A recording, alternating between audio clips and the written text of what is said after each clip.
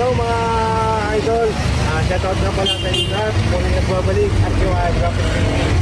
Today's video vlog ko ay magsashare po ako sa inyo ng about sa mga decals sa e-bike.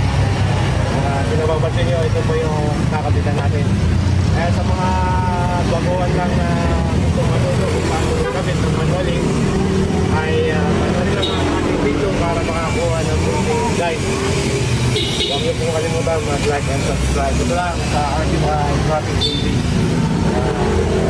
Kahit natin.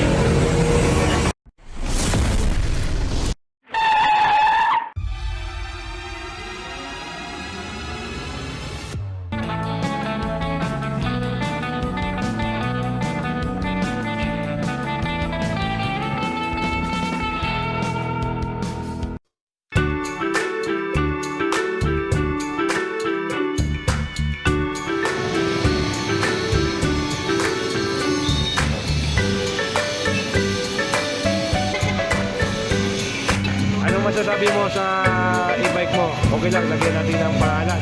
Okay lang. Okay, sige.